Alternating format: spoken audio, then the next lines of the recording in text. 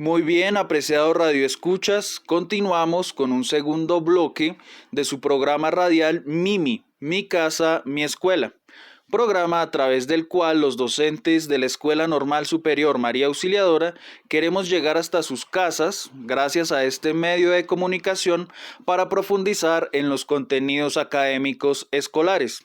En este segundo bloque los estaremos acompañando la profesora Sandra Lizarazo y quien les habla el profe Hernán Fernández. Vamos a iniciar con un clásico de la literatura del área de español, Tom Sawyer, el cual trabajaremos y encontraremos, queridos estudiantes de grado quinto, en el libro del Ministerio de Educación, Lenguaje entre textos. Y para el cierre realizaremos un breve repaso de los temas trabajados en el área de ciencias naturales durante este primer periodo. Bueno, ahora damos paso a nuestro trabajo de español en el día de hoy. Desarrollaremos el desafío número 29 del libro Lenguaje entre textos, el cual nos propone como estándares básicos de competencia para el lenguaje la comprensión e interpretación textual, donde nos dice que comprendo diversos tipos de texto utilizando algunas estrategias de búsqueda, organización y almacenamiento de la información. Como subproceso tenemos comprendo los aspectos formales y conceptuales, en especial características de las oraciones y formas de la relación entre ellas, al interior de cada texto leído. Entonces desarrollaremos este desafío número 29. Vamos a pedirle a los estudiantes que lean de manera individual el fragmento de la novela Tom Sawyer.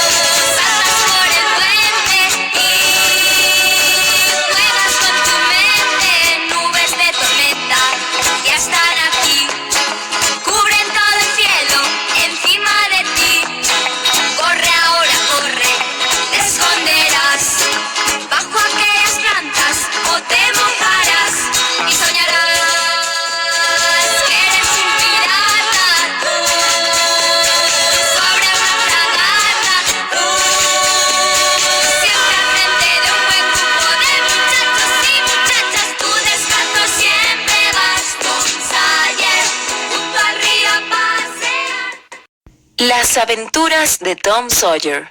Autor, Mark Twain.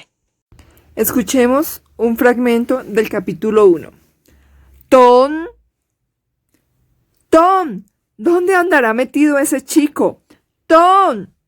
Fue hasta la puerta y se detuvo allí, recorriendo con la mirada las plantas de tomate y las hierbas silvestres que constituían el jardín.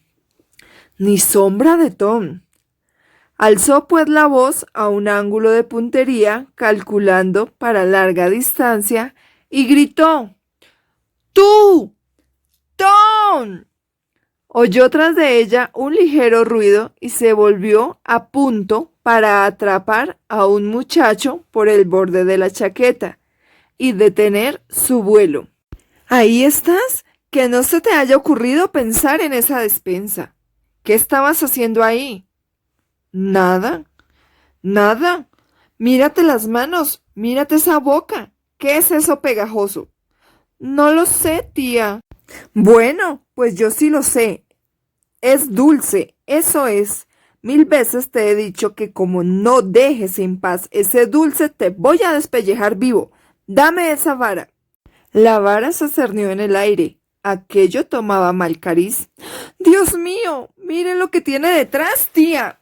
La anciana giró en redondo, recogiéndose las faldas para esquivar el peligro, y en el mismo instante escapó el chico. Se encaramó por la alta valla de tablas y desapareció tras ella. Su tía Polly se quedó un momento sorprendida y después se echó a reír bondadosamente. Diablo de chico, ¿Cuándo acabaré de aprender sus mañas? ¿Cuántas jugarretas como esta me habrá hecho? Y aún le hago caso. Pero las viejas bobas somos más bobas que nadie. Perro viejo no aprende gracias nuevas, como suele decirse.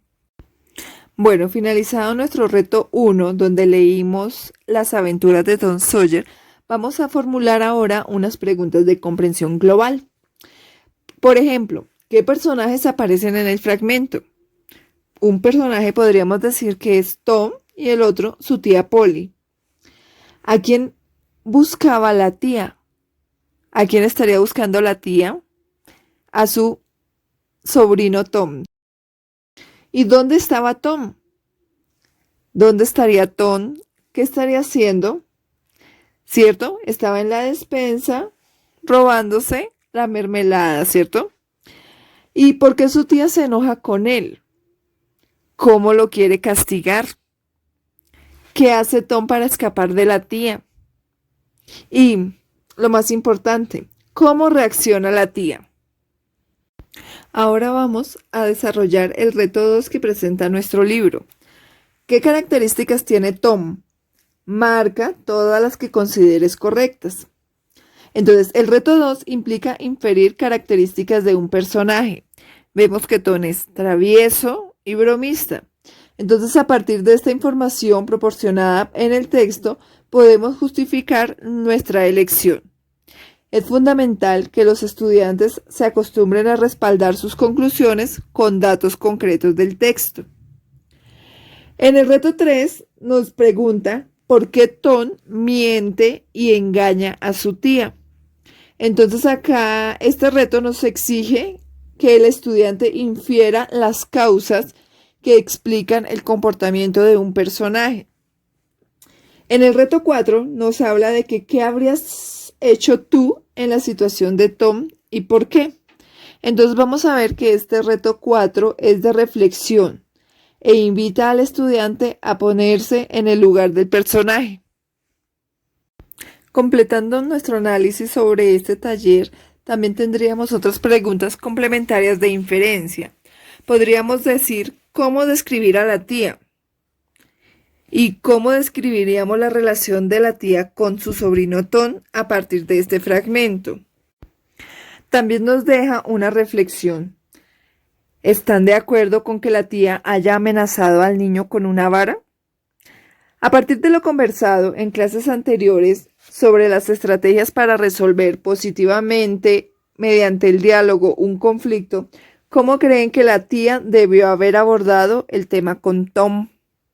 Bueno, entonces la respuesta a estas dos grandes preguntas sería, primero, haber solicitado a Tom que reconociera su error. Y otra posible respuesta es enseñar que es positivo pedir disculpas. ¿Cierto, profe Hernán? Claro que sí. Y como el diálogo es la base a todos nuestros conflictos, profe, háblanos sobre este tema. Así es, profe Sandra. El diálogo es un valor fundamental. Fortalece la comunicación, la tolerancia hacia los demás. El diálogo es ese intercambio de ideas y puntos de vista, teniendo como base el respeto. Debemos saber escuchar a los demás, saber escuchar sus opiniones y siempre tener un trato cordial. Entonces, trabajaremos un poco sobre el valor del diálogo.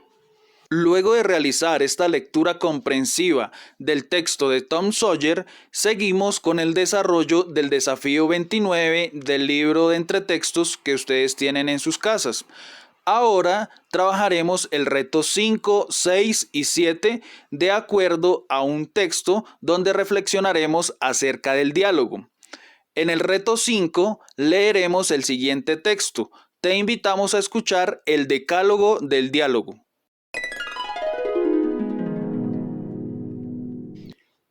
Decálogo del diálogo. Primero, nunca nos irritemos los dos al mismo tiempo. Segundo, nunca nos gritemos. Tercero, la diversidad de opiniones es importante para el diálogo. No podemos esperar que todos pensemos igual. Cuarto, nunca nos echemos en cara errores del pasado. Todos tenemos derecho a equivocarnos.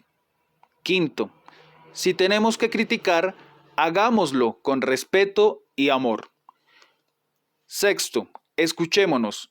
No adoptemos actitudes defensivas frente a la opinión de los demás, ni cerremos nuestros oídos a lo que otros dicen. Séptimo, no terminemos nunca el día con un desacuerdo sin solucionar. Octavo, por lo menos una vez al día, digámonos algo amigable y agradable. Noveno, si hicimos algo mal, admitámoslo y pidamos humildemente disculpas. Décimo, dos no riñen si uno no quiere.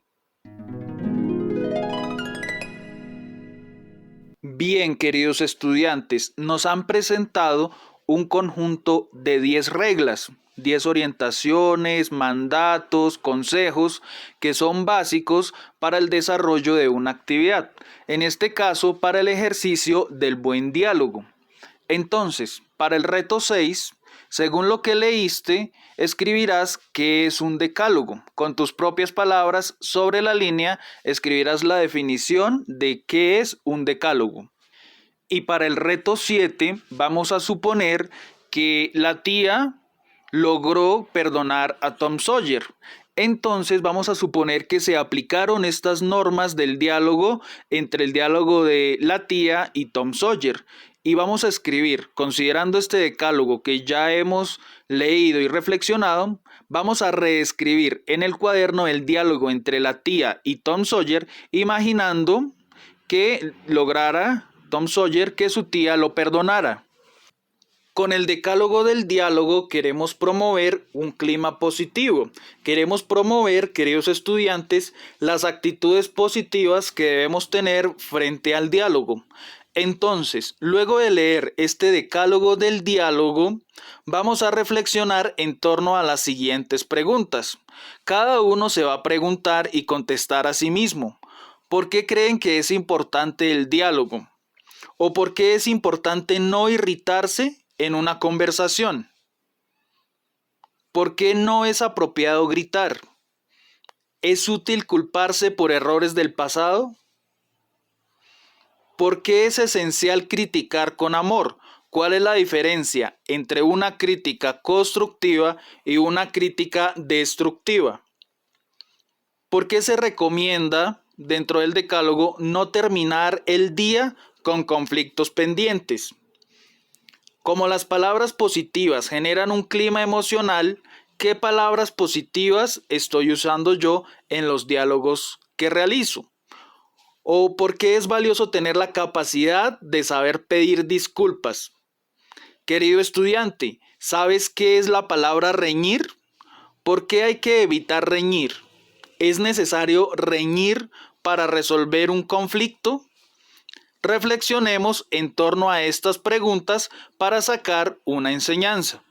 Finalizamos así el desafío 29 correspondiente a esta semana. Hemos extraído el propósito comunicativo del texto de Tom Sawyer, lo que nos quiere decir este texto, y la enseñanza que nos deja, que es saber llevar un buen diálogo.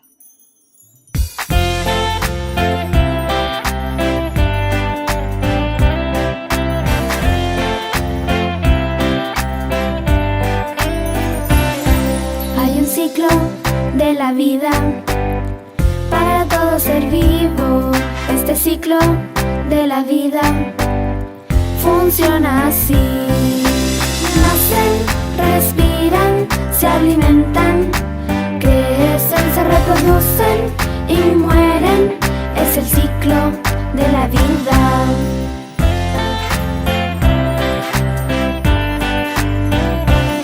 Para que vivan los seres vivos, deben adaptarse al medio en el que habitan para sobrevivir. Ellos nacen, respiran, se alimentan, crecen, se reproducen y mueren.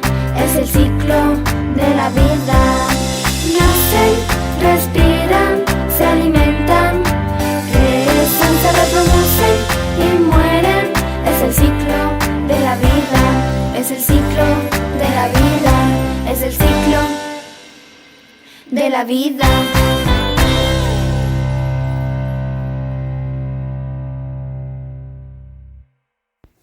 A continuación proseguimos con un repaso de los temas vistos en el área de ciencias naturales.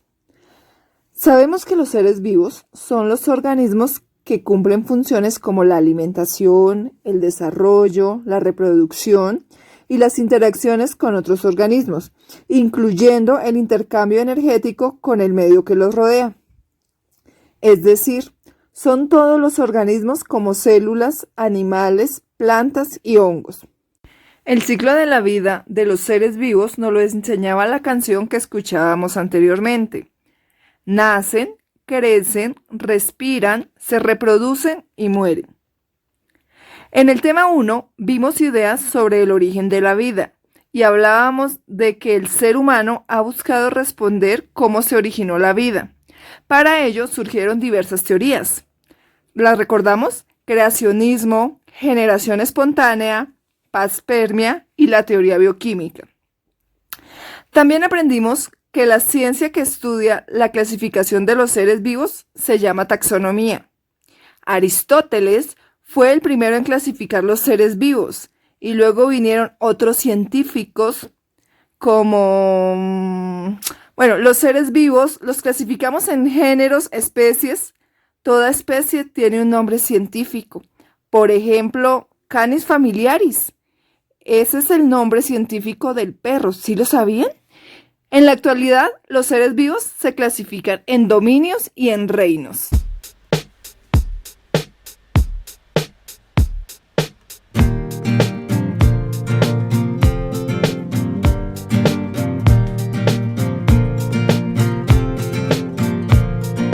Cinco reinos de los seres vivos, 5 reinos voy a clasificar. 5 reinos de los seres vivos, 5 reinos voy a clasificar. Vegetal, fungimonera, protista y animal. Vegetal, fungimonera, protista y animal. Bien, queridos estudiantes, en nuestro planeta viven millones de seres vivos y para reconocerlos se han dividido o clasificado en diferentes reinos. Algunos seres vivos, como los animales, las plantas, son grandes, se encuentran a simple vista. Otros, como las bacterias, no son visibles sino a través del microscopio. Por ello, vamos a estudiar la clasificación de los reinos de la naturaleza.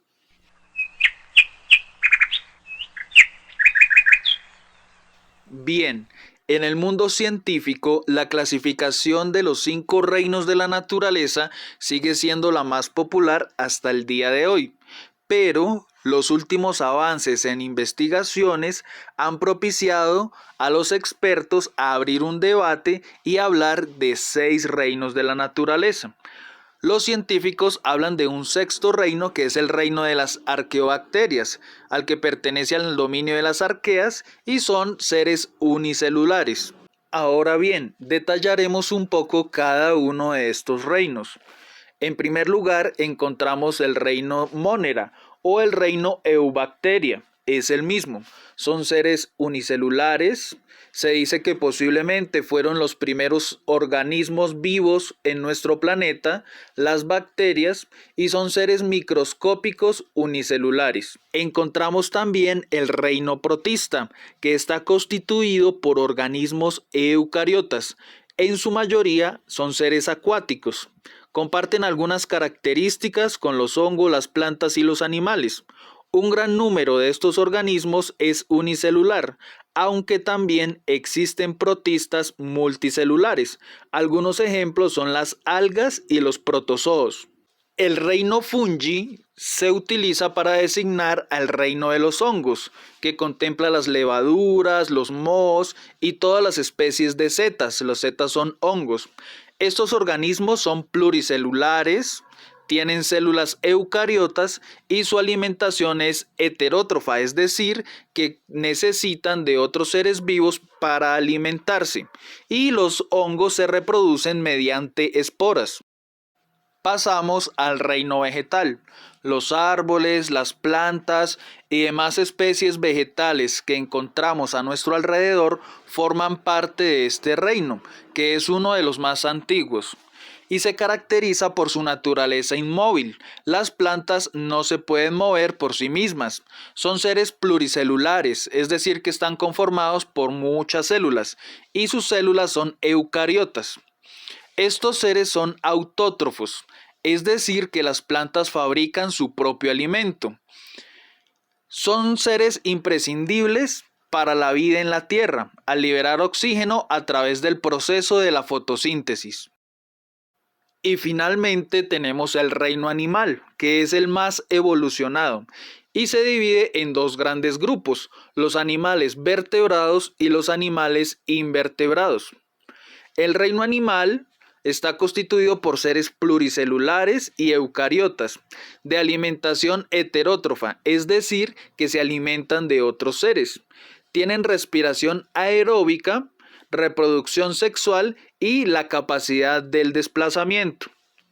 La diferencia básica entre los seres vivos y los no vivos radica justamente en que los primeros, los seres vivos, están formados por células, mientras que los elementos no vivos no las poseen. Algunos ejemplos de elementos no vivos son el agua, la arena, los metales y las rocas. Por ello, al ver la importancia de la célula, pasaremos a estudiarla junto con la organización interna de los seres vivos. Título y subtítulo, título y subtítulo, título y subtítulo, hoy vamos a aprender. Título y subtítulo, título y subtítulo, título y subtítulo, hoy vamos a aprender. El título que establece el tema que estamos manejando esta semana es ¿Cómo es la organización interna de los seres vivos? Y el subtítulo que trabajaremos es La célula, base de la organización interna. Entonces, lo que realizaremos esta semana, queridos estudiantes de grado quinto, es leer la página 157 del material de apoyo que ustedes tienen en casa, el texto multiáreas. Aquí nos explican cómo es la organización interna de los seres vivos. Realizaremos la lectura y un resumen en el cuaderno. Profundicemos un poco. Los seres vivos se organizan según su complejidad. Así, los seres unicelulares están formados por una sola célula, mientras que los seres multicelulares establecen relaciones entre varias células. Estas células dan cabida a formar tejidos especializados. Los tejidos a su vez se unen con otras funciones complementarias y forman órganos que realizan actividades coordinadas para formar los sistemas. Conozcamos un poco sobre la célula, que es la base de la organización interna de los seres vivos. Las células que forman los organismos multicelulares son células eucariotas. Estas células están formadas por tres partes principales: la membrana celular, el núcleo y el citoplasma, que es donde se localizan los organelos. Te invitamos a escuchar la siguiente explicación sobre qué es la célula. La célula. Una célula es la unidad más pequeña que encontramos en los seres vivos. Son tan pequeñas que no podemos observarlas a simple vista. Pueden tener diferentes formas, pero todas se componen de una envoltura externa y un interior acuoso en el que se encuentran sus diferentes orgánulos. Están vivas y realizan, entre otras, las funciones de nutrición, transformar sustancias en energía, relación, responden e interaccionan con los estímulos del medio, y reproducción. Son capaces de dirigir su proceso de crecimiento y división. En función del número de células que componen los seres vivos, podemos encontrar seres unicelulares y seres pluricelulares. Los seres unicelulares son individuos muy pequeños formados solo por una célula. Las bacterias son seres unicelulares. Los seres pluricelulares son individuos formados por una gran cantidad de células. Los árboles, los animales o los seres humanos somos pluricelulares. Según su estructura, las células pueden ser procariotas o eucariotas. La característica fundamental de las células procariotas es que el ADN, el material genético, está disperso por todo el citoplasma en lugar de estar almacenado en un núcleo. Las bacterias son células procariotas. La característica fundamental de las células eucariotas es que tienen un núcleo protegido por una membrana. En su interior se encuentra el ADN que contiene el material genético. En su citoplasma se encuentran todos los orgánulos. Las células eucariotas pueden ser vegetales o animales. Para esta semana, los estudiantes de grado quinto desarrollarán una actividad artística en casa. Van a representar creativamente la célula animal o la célula vegetal señalando sus partes. Te invitamos para que puedas usar una técnica artística libre, dibujo, maqueta, creación en plastilina, en gelatina, y puedas representar la célula, que es la base de la organización interna de los seres vivos. Así, trabajaremos y profundizaremos en esta maravilla del mundo de la ciencia. Con esto damos por finalizado nuestro programa. Esperamos haya sido de su agrado. Y recuerda, mi casa es mi escuela. Mi salón de clase en casa es mi presente y es mi futuro.